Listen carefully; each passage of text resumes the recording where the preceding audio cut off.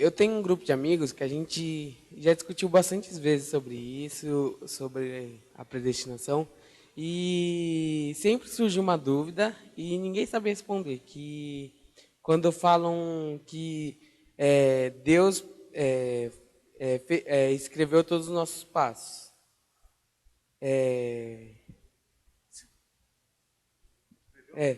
Antes da gente, determinou todos os nossos passos antes da gente nascer. Ele também teria determinado os nossos pecados? Vamos lá. Então, foi o que eu mencionei, né? Quando eu estava falando sobre a questão da predestinação, mesmo sobre esse controle absoluto, a maior dificuldade que nós temos, geralmente, naturalmente, é quanto a isso. Sabendo que Deus é bom, que Deus é justo, como podemos entender que o mal faz parte do seu plano, né, do seu propósito. Mas como eu li em alguns textos aqui, de fato faz parte do seu propósito. É interessante a gente pensar, é necessário a gente fazer uma distinção entre que na vontade de Deus existe aquilo que a gente chama de vontade decretiva e aquilo que é chamada de vontade, esqueci o termo agora, vontade preceptiva. Preceptiva. A vontade decretiva é aquela que ele, como a gente leu aqui, aquilo que ele falou que vai acontecer, vai acontecer. Aquilo que ele determinou que vai acontecer, vai acontecer.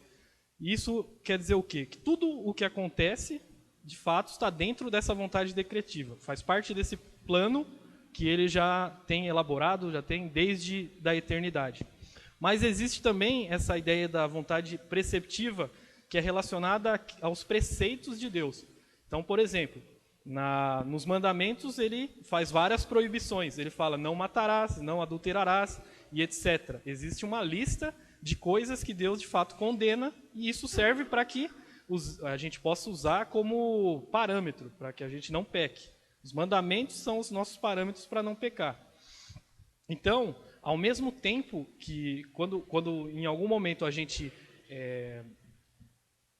não corresponde a essa ordem de Deus, a gente peca, a gente faz uma coisa que Ele mandou a gente não fazer, a gente está indo contra essa vontade dos seus preceitos, a gente está desagradando Ele nesse sentido. Mas ainda assim, nós estamos cumprindo aquilo que Ele já havia planejado desde o começo. Isso não significa que... Assim, existe uma boa discussão a respeito desse assunto, né? Existem aqueles que acreditam que cada passo que a gente dá, Deus está movimentando a gente para fazer aquilo, qualquer coisa que a gente estiver fazendo. E eu não acho que seja bem isso que a Bíblia diz, né?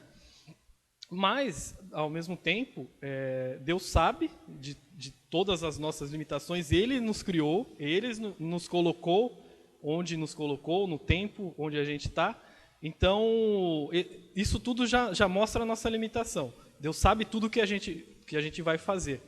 Então, aquilo, nossas próprias escolhas, o pecado que nós vamos escolher, Deus já sabia que nós íamos fazer isso desde sempre, desde o começo. E isso já está incluso no seu projeto inicial, e isso vai cooperar para o bem daqueles que fazem parte do seu povo. Então, é um assunto que não é, de fato, claro. A gente não vai ver uma explicação detalhada na Bíblia de como entender essa questão do mal. A gente, estudando, a gente vai chegar a algumas teorias. O único fato é que o mal não ocorre alheio a Deus. Ele não ocorre por um acidente que Deus planejou de uma forma e por algum motivo aquilo fugiu do controle e aí Deus precisa dar um jeitinho para arrumar. Não, isso sempre fez parte do projeto dele. Mas existe essa distinção daquilo que de fato agrada a ele e aquilo que não agrada. Eu aprendi assim que o que você precisa para ser salvo? Você precisa crer em Jesus Cristo como seu único suficiente Salvador. Eu consigo ver isso claramente dentro da visão arminiana. Agora, dentro do calvinismo, como que eu respondo se a pessoa fala o que precisa para ser salvo? Assim? Você pode dizer a mesma coisa. O que a Bíblia mostra é justamente isso. Eu tinha mencionado antes, no primeiro dia, a questão dos 5 solas, né? e eu acabei esquecendo de frisar. Cada um desses pontos da tulipe, ele acaba enfatizando um ou mais desses solas, né? Por exemplo, se a gente pegar essa questão da eleição, nós vemos o quê? Que a eleição incondicional mostra que de nenhuma forma a salvação depende do ser humano, ela é totalmente uma obra de Deus. Então ela enfatiza a questão justamente da fé, que é o sola fide, ela fala sobre a graça, ou seja, salvação é puramente pela graça de Deus, nenhum ponto por responsabilidade nossa, então entra o sola gratia. De uma forma geral, todos eles estão apontando para o soli deu glória, porque a glória é toda de Deus, nada cabe a nós. Nós acabamos de ver a expiação limitada a toda a obra de Cristo, o solos Christus, ou seja, é só através de Cristo, desse reconhecimento, e o sola escritura, né, que é a questão da própria escritura como a base. A gente leu 1 milhão de textos aqui, né, para poder embasar tudo isso. Então, voltando ao que você perguntou, a ideia é a mesma, nós precisamos crer, nós temos que crer. A única diferença é que, para o arminiano, ele vai entender que você vai desenvolver essa fé por si só. Você vai ouvir essa mensagem e vai desenvolver essa fé e responder positivamente. Para o calvinista, você tem que crer, só que como eu li em alguns versículos aqui, essa fé já é fruto dessa obra que Cristo fez em favor do seu povo. Então, de qualquer forma, você tem que crer, só que essa fé não vem de você, essa é a diferença. Você falou que nós tem um certo povo que acredita que nós somos guiados passo a passo por Deus, certo? Quando Deus me criou, certo? Ele sabia a mulher que eu ia casar. Sabia que seria com ela. Sabia? Sim. Eu poderia escolher outra mulher? Não. Concordo. Não, então existe... Então nós não conseguimos ter tantas escolhas assim. Não. As nossas escolhas já estão decididas. Sim. Então quer dizer que os nossos passos são guiados. Sim, o que eu quis dizer naquele momento é que existem algumas pessoas que entendem que não é que Deus conhece o seu passo, Ele sabe o passo que você vai dar. É como se Ele estivesse dando o passo por você. Existem alguns grupos que entendem dessa forma. Tudo que você está fazendo é porque Deus está fazendo você fazer.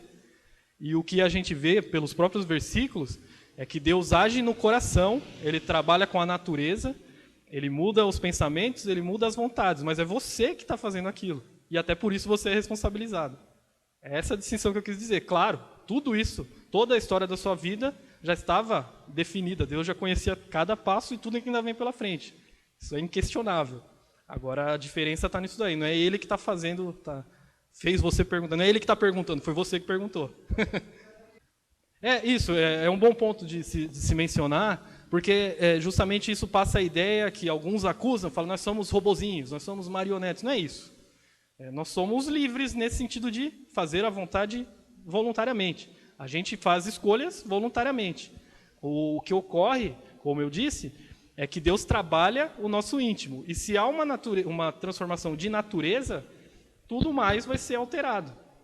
Por exemplo, se usar um exemplo bem tosco aqui, se você pegar um cachorro, ele vai latir, ele vai abanar o rabo, isso faz parte da natureza dele. A natureza dele vai levar ele a ter aqueles hábitos específicos.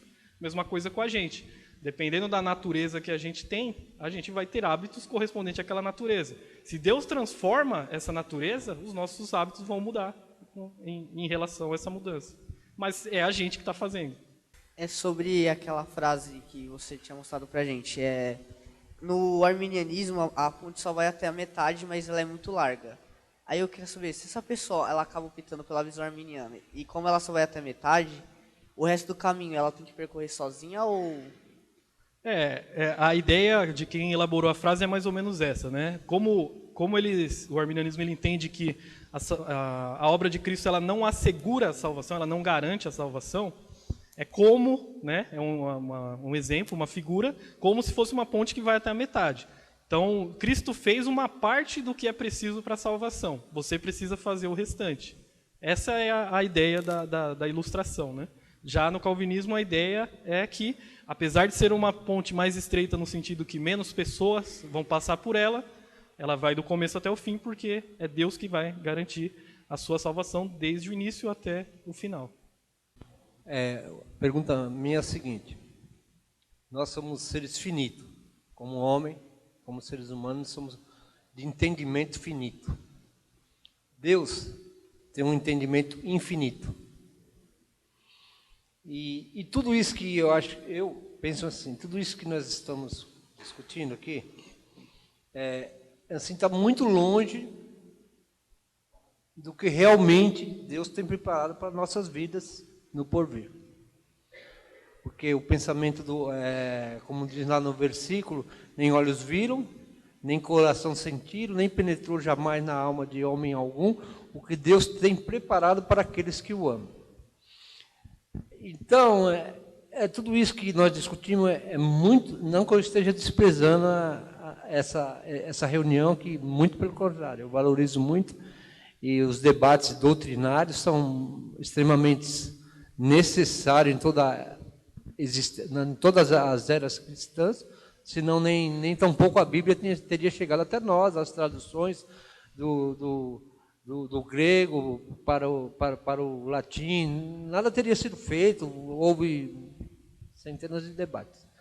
E então é mais ou menos isso que eu estou afirmando e perguntando.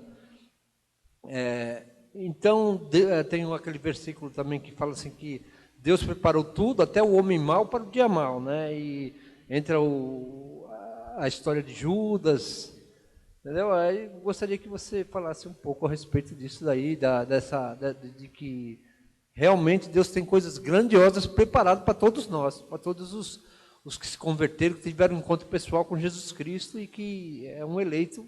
Eu também acredito nisso. Então, é interessante esse ponto, porque de fato existem muitas coisas que nós não vamos ter acesso, nós não sabemos. Essa própria questão, como eu mencionei, do mal, a gente pode até fazer algumas teorias, mas a gente para em alguns pontos. A gente não tem como chegar num consenso exato biblicamente. Mas considerando esse tema em geral, né, aquilo que a gente está tratando aqui, até por isso mesmo eu fiz questão de trazer 1 milhão de versículos aqui, sempre para... Fiz uma afirmação, versículo, para mostrar. Por quê? Porque, de fato, não vamos conseguir conhecer tudo. Deuteronômio 29 diz justamente isso, que existem coisas que estão encobertas, Deus não revelou, mas tem outras que Ele revelou. No caso das Escrituras, elas são a revelação de Deus para nós, ela traz as informações que nós precisamos para a nossa vida, e essa discussão... como eu falei no começo, ela foi necessário até um concílio, né, para poder se chegar num consenso a respeito disso, porque ela diz respeito a uma coisa essencial na nossa caminhada, que é o estudo a respeito da salvação. Eu vou, no final, amanhã, mostrar alguns motivos porque é importante a gente ter uma convicção, mesmo que talvez alguém aqui possa ter ouvido e falar, não, eu não concordo com isso daí. Mas é interessante, é necessário que ele tenha uma firmeza naquilo que ele crê. Porque, por exemplo, no caso da Tulip, né, esses pontos que estão sendo colocados aqui, nós vamos ver, por exemplo, no último ponto, que é a ideia da perseverança dos santos, a ideia de que a salvação não se perde. Se você não tem essa convicção, por exemplo, a sua vida vai ser um desespero. Então, é necessário esse estudo para a gente entender, inclusive... por exemplo, acabamos de ver a expiação limitada. Qual foi o efeito da morte de Cristo? A gente precisa entender o que aconteceu na cruz, o que isso trouxe para as nossas vidas. Então, acredito que é importantíssimo nós esmiuçarmos a Bíblia o quanto for possível, né? Mas, com certeza, parando nos limites que ela mesma coloca. A gente não pode tentar ir além, porque aí entra aquilo, a nossa imaginação pecaminosa vai começar a criar coisas absurdas, né? Então,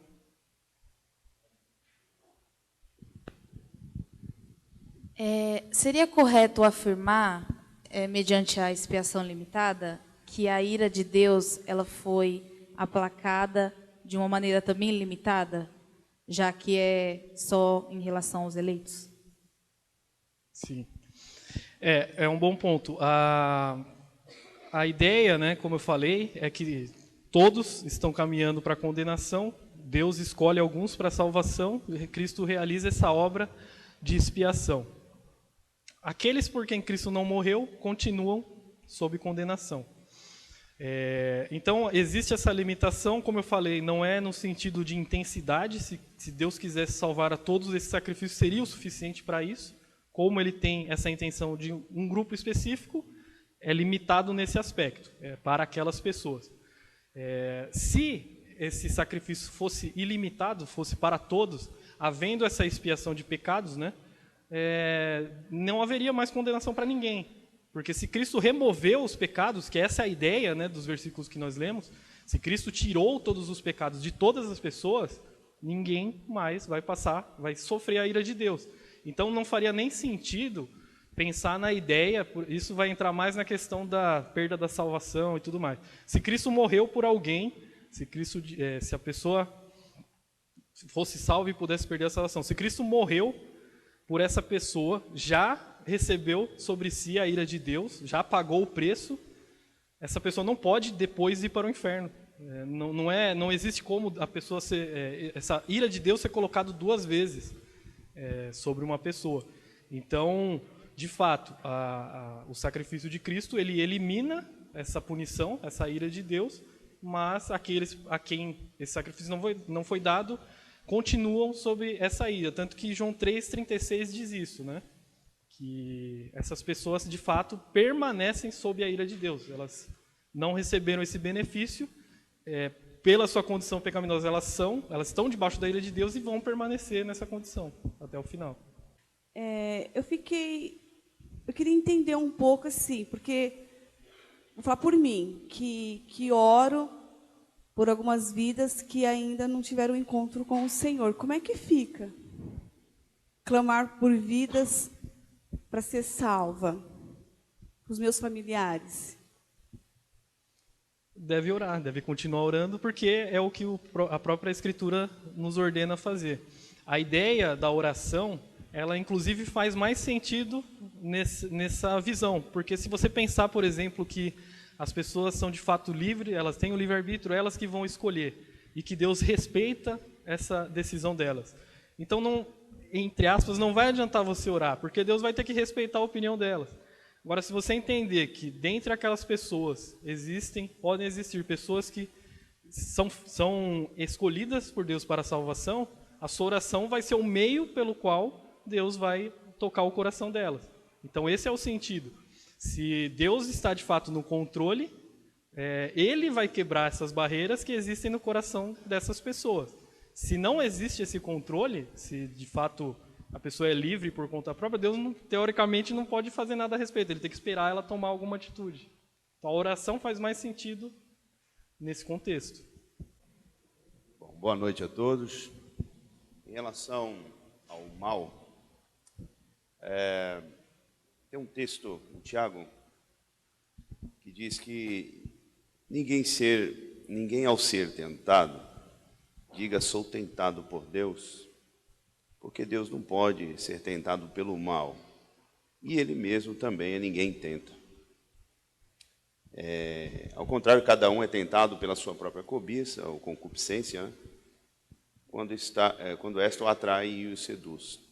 Então a cobiça, depois de haver concedido, dá luz ao pecado, e o pecado, uma vez consumado, gera morte. A pergunta que fica, eu vejo uma vontade tanto da parte de Deus como permissiva, no sentido de que o mal, o homem, pelos seus atos, ele acaba atraindo o mal para si. Em que sentido? Deus, em diversos textos bíblicos também, diz que, apelando para a sua, como disse ontem, ação volitiva, se quiserdes, Deus é incondicional, mas Ele coloca uma condição ao homem de optar por isto que é incondicional, porque Deus, Ele não abre precedentes em suas leis, mandamentos e juízos. Então, eu vejo Ele apelando a isso, a essa vontade do homem, ou como queiram alguns, livre-arbítrio, né? De um homem escolher o seu caminho. Então, o mal em si, Deus, em sua graça, ele guarda o ser humano, mas enquanto ele obedece. Saindo dessa obediência, obviamente, a graça de Deus, ele acaba permitindo o mal que já existe sobre a pessoa. Eu finalizo até uma pergunta simples. Eu percebo, dentro do calvinismo, assim, que aponta muito essa questão. Deus, ele se torna, no meu ponto de vista, um sádico. Eu tenho uma visão dos dois lados, procuro não fechar nenhum nem outro, justamente por ele se tornar um Deus que se torna parcial na sua eleição. Ele abriu a salvação para todos, o evangelho é pregado exteriormente, mas internamente precisa de uma ação do homem.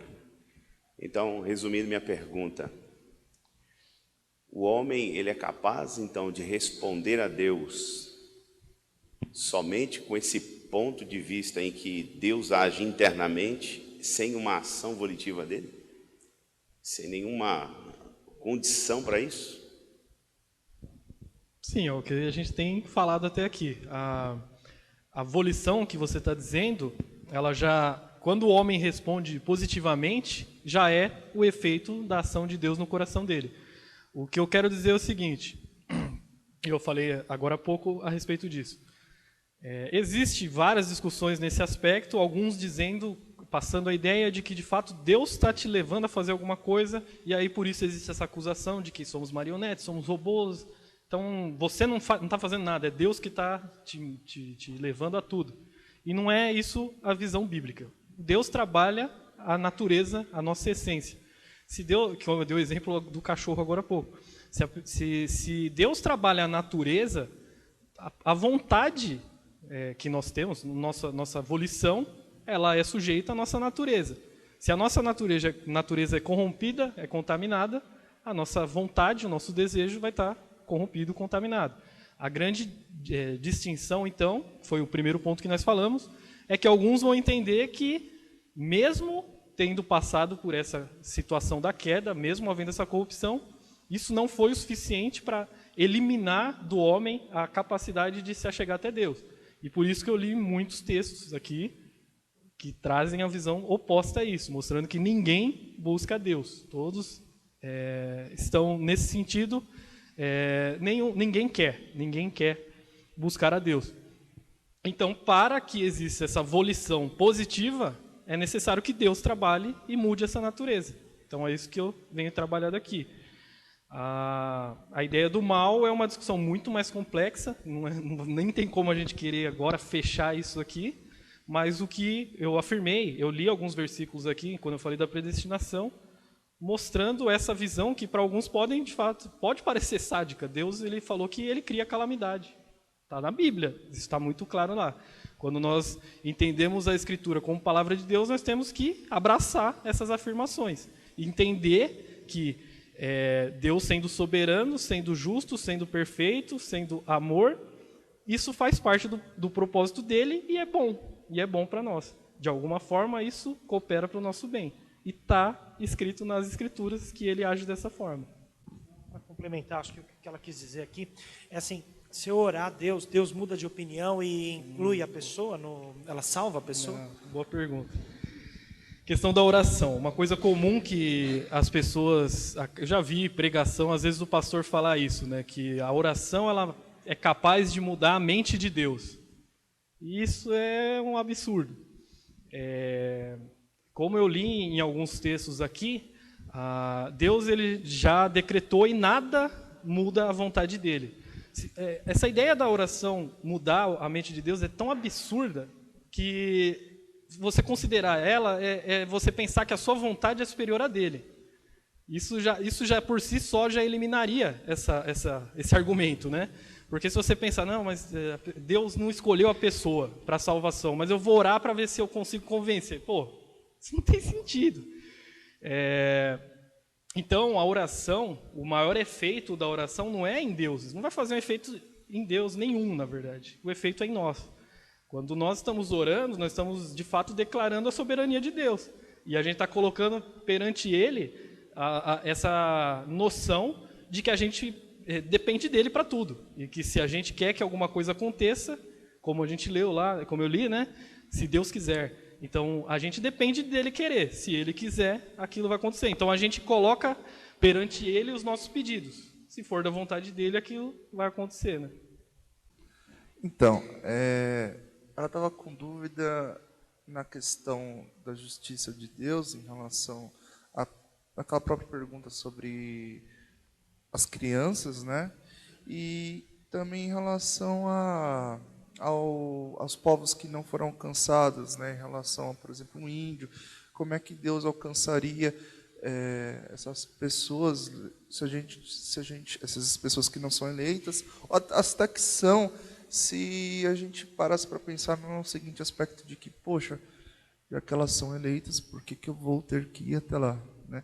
Não levando em conta o ID, né? Porque ele é uma ordem, mas só a questão da predestinação em si. Eu não entendi bem a pergunta em si, como... Então, não a questão de, por exemplo, alcançar tanto o eleito, em outra tribo, em outra nação, quanto os não eleitos. Levar essa palavra de Cristo para eles ou não levar, como é que eles seriam alcançados no final das contas? Assim, não, então, se a gente entender que toda a história está escrita por Deus, né? A gente, como foi até colocado em alguns versículos, se de fato tudo, né, ocorre conforme a vontade de Deus, nós temos que entender que o próprio ato de nós irmos já está incluso nesse propósito. Então, um ponto interessante Deus, como eu falei, determinou algumas coisas e essas coisas vão acontecer. Então, elas vão se concretizar. Até a questão da salvação é assim, Deus elegeu, a pessoa vai ser salva, mesmo a eleição não sendo a salvação. Mas para que isso aconteça, ele usa meios, né? E a pregação é um meio para que a mensagem chegue até aquela pessoa. E é nesse ponto que nós entramos. Deus nos usa justamente para que esses meios sejam efetuados. A própria oração é um meio. A gente ora por uma pessoa, vê a resposta da oração, e tudo isso já fazia parte do plano de Deus. É aquela ideia, Deus estando fora do tempo, ele já conhece todos os acontecimentos, ele está vendo tudo, é como se tudo fosse ao mesmo tempo, né, para Deus. Então o ato de eu ir e falar para alguém, isso já fazia parte desse propósito desde o começo, né? E como vocês falaram ontem, né, também existem os meios extraordinários, por exemplo, sociedades muçulmanas onde cristãos não podem entrar. Eu já ouvi histórias de muçulmanos que sonharam com Cristo e, através disso, foram atrás de cristãos escondidos. Não. E vira e mexe tem muita história assim. Eu fico muito impressionada de muçulmanos que nunca ouviram falar de Cristo, mas que sonharam com Ele e vão atrás disso. Eu realmente acho que isso vem de Deus e é muito bom, né? É aquilo que até acho que foi o Marcelo que falou ontem. Deus, ele estipulou os métodos ordinários, aquilo que nós devemos fazer para que essa palavra chegue até essas pessoas, e em alguns momentos ele também faz os seus milagres, né? Usa seus métodos.